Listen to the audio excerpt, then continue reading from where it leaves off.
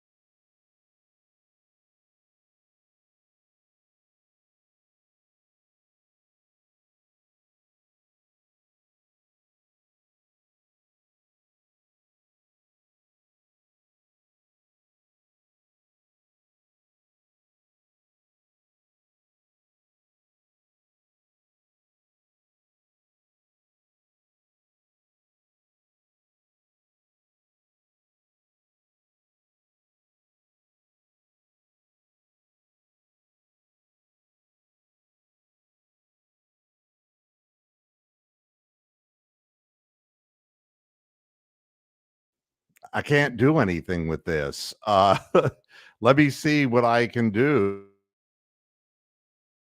But you see, I have no signal. I have an unstable signal. Uh, I'm sorry, but I can't do anything about this. I have gone completely black. Okay. Right now, the signal is so unstable. I'm going to have to restart my system up. Very, very sorry about all of this, but this is out of my hands when it becomes an internet related thing. I didn't understand why we ran east west on the first third down possession of the game. We fell behind very quickly. PJ Walker is a quarterback who is going to make mistakes, and you have to live with the mistakes he makes and hope that he can make some big plays to overcome those. The defense has been figured out after taking the league by surprise. Obviously, it isn't so hard to move the ball against the Cleveland Browns. Obviously, Geno Smith, who's a possession quarterback, had touchdown throws to men who were wide open. We've yet to figure it out that how to cover Lockett, and I don't get it. Right now the signal is stable, and I don't know why it was unstable, and it might become unstable again. Who knows? And believe me, I don't have dial up. I have Spectrum, which may be the next worst thing. But I have a gig connection, download and an upload that is plenty sufficient of 40 up. So it's not what I'm doing. It's and I'm Ethernet connected. I'm not even using Wi-Fi. I'm directly connected to the modem. Uh, you know, it's yes and no, Double P. I don't get the feeling that we've really stopped them. Uh, in the truest sense of the word, it was a great interception there to atone for the sin of not covering the DJ Metcalf. I don't understand what happened on that play, but he didn't even try to get a bump on him. There's so many things I don't understand when I'm watching a game, like why Jedrick Wills is on the field. He gave up a sack, and quite honestly, there were too many could have blocked, and he stood there picking his nose.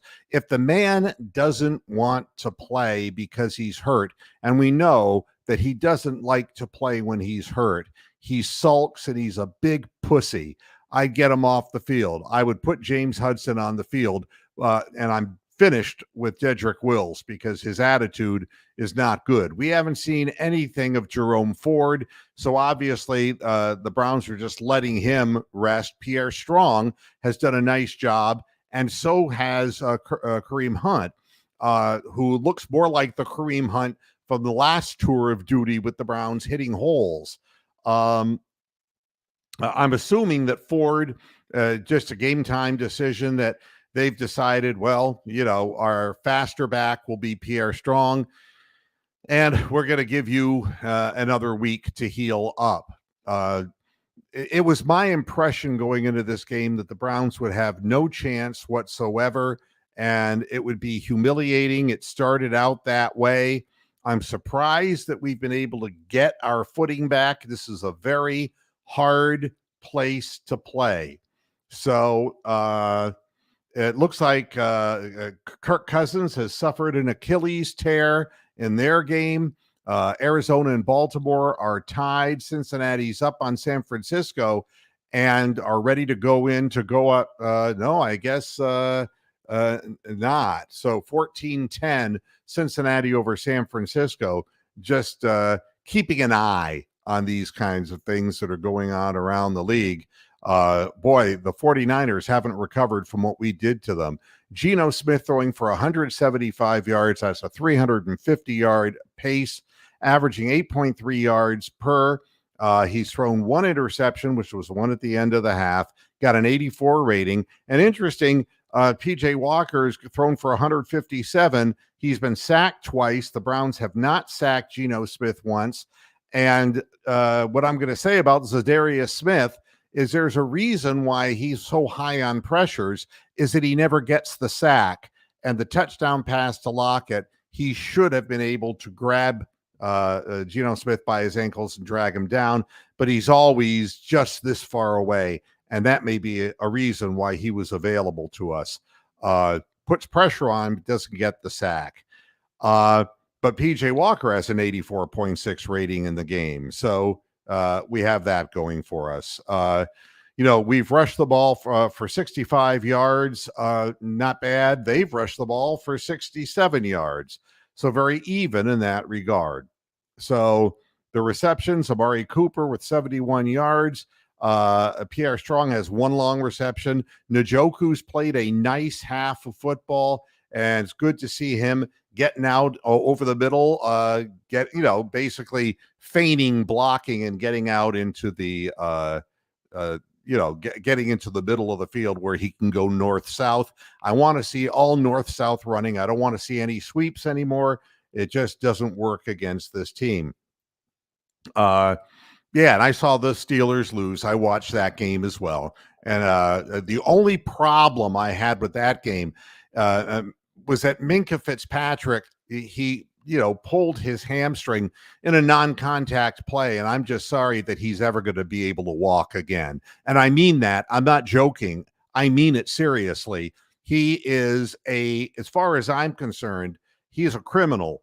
And there's no room in football for people who intentionally hurt other people. It's a violent enough game as it is. Minkah Fitzpatrick is an asshole. And I can only hope that they bring him back quickly and he rips out his knee when he cuts next time. I got no tolerance for that kind of shit. As far as what we need to do in the second half, you got to stop them, and that's easier said than done. They were looking very good in their hurry-up offense until that last pass that Geno Smith threw, and I don't know what Pete Carroll was screaming about on that. It was a good move by Emerson, and I just don't understand what happened there. But be that as it may, they were moving the ball right down the field against us. No, Paramjot, no, we do not get the ball. They're getting the ball to start the second half. And that's why we gotta make a stand early, because we can't afford to fall further behind. We were down 14-0, and it's really the rest of the time has been just to scrape our way back to where we are right now. I don't think that it would be an ideal situation for us to give up points and fall behind 2 touchdowns. that I don't see us coming back a second time. The crowd is ferociously loud. I give PJ Walker a lot of credit for maintaining poise. The interception that he threw, I didn't understand. I mean, he's sometimes just puts too much on the ball. It can sail on him. That went right by Njoku over his head, right into the hands of a defender. But at the same time, he made a real nice touch throw to Amari Cooper. It's an up and down thing, but we're better off with PJ Walker than we are with DTR because the experience level is there.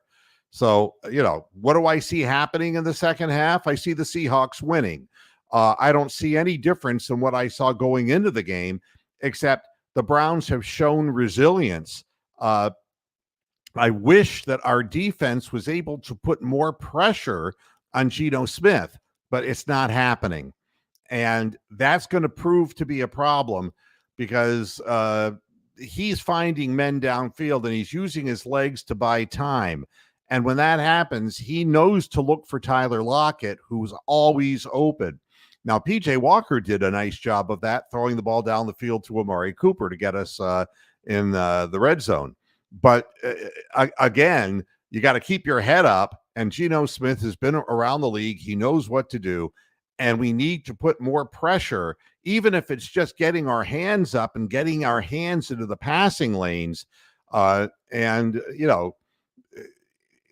force them into a situation where they're in more predictable pass and run situations.